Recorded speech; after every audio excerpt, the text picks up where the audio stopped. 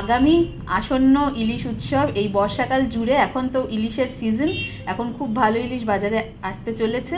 তো আপনাদের সবাইকে নিয়ে আমরা এখানে হই হই করে ইলিশ উৎসব পালন করব। আপনাদের সবার ভালোবাসায় পার্বণী এগিয়ে চলেছে। সব থেকে ভালো লাগে কি জানেন তো, আপনারা যারা এখানে আসেন গল্প করতে করতে তারাও একটা এক্সটেন্ডেড পরিবার হয়ে যায়। এই ফ্লোরে যেমন আমি থাকি, খুকুদি থাকে, সবার সাথে গল্প হয়ে কীরকম একটা আত্মীয়তা তৈরি হয়ে গেছে। মানে এখন একদিনও যদি না আসি, মানে প্রথম কথা তো আমি বাড়িতে থাকি না, আমি রোজই আসি। যে এর মাঝখানে একদিন ভীষণ শরীর খারাপ লাগছিল, শরীর একদম ভালো লাগছিল না, খুব ডাউন ফিল করছিলাম, কিন্তু এখানে আসার পরে আবার দেখলাম সব ঠিক হয়ে গেছে। তো খুব ভালো লাগছে, আপনাদের রেসপন্সে সব কিছুতে খুব ভালো লাগছে। একটা কথা বলি, আজকে বেশ অনেকদিন পর শাড়ি পরে শ্যুট করেছি।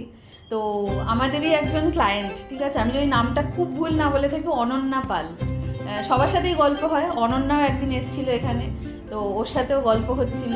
হতেও তো আমাকে জিজ্ঞেস করেছে যে তুমি যে শাড়িগুলো পরো দিদি, সেইগুলো মানে আমার ভালো লাগে শাড়িগুলো, তো সেগুলো কোথা থেকে কেনো কি, এই ধরনের একটা প্রশ্ন করেছিল। তো সেইখানে আমি বলি, আমি শাড়ি খুব একটা কিনে পরি না, আমি বেশিরভাগ শাড়ি পরি ধার করে, পুরনো শাড়ি পরি। আমি পুরনো নিয়ে ঘাঁটতে ভালোবাসি, পুরনোর প্রতি আমার অমোঘ আকর্ষণ, সে শাড়ি হোক বা খাবার হোক বা রেসিপি হোক। তো এই শাড়িটা আমার মাকে দিয়েছিল অপু মামা। অপু মামার বাড়ি হচ্ছে বাংলাদেশে, তো সেই নিয়ে একটা গল্প বলবো, অপু মামার গল্প আপনাদেরকে বলবো। এই শাড়িটা আমার খুব পছন্দের, মা বহুদিন পরেছে, বহু পুরনো শাড়ি। এবং এবার গল্পটা বলবো, অপু মামার গল্প। আসুন আপনারা সঙ্গে।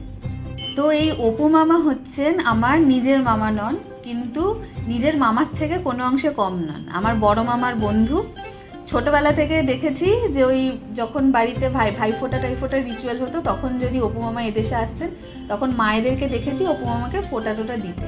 তো অপু মামা একবার এসেছিল কলকাতায়, সেটা আমি তখন অনেক ছোট, মানে অনেকটাই ছোট, জামাই ষষ্ঠীর আগে আগে।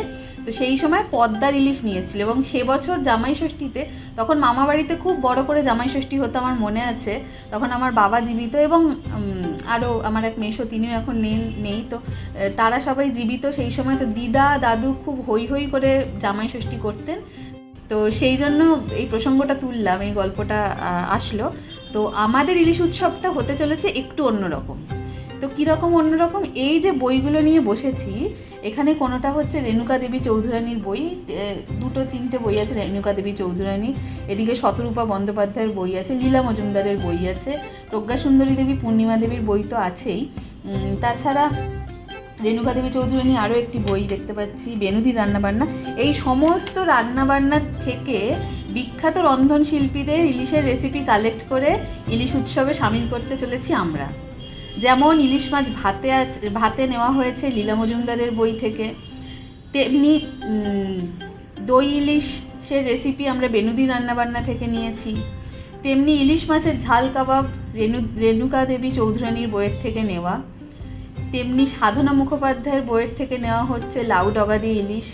এরকম বিভিন্ন রেসিপি নিয়ে আমরা ইলিশ উৎসব আনতে চলেছি, এবং আমার মনে হয় এটা ভীষণই ইউনিক হবে, ভীষণই অন্য রকমের কিছু একটা ফ্লেভার আপনারা পেতে চলেছেন। খুব তাড়াতাড়ি আসছি ইলিশ উৎসব সঙ্গে নিয়ে, ডেটটা জানার জন্য আমাদের পেজে চোখ রাখুন। আর আমরা কীরকমভাবে ইলিশ কিনতে গেলাম, কি করলাম না করলাম, সেই গল্পও আসছে পরবর্তী ভিডিওতে, সঙ্গে থাকবেন।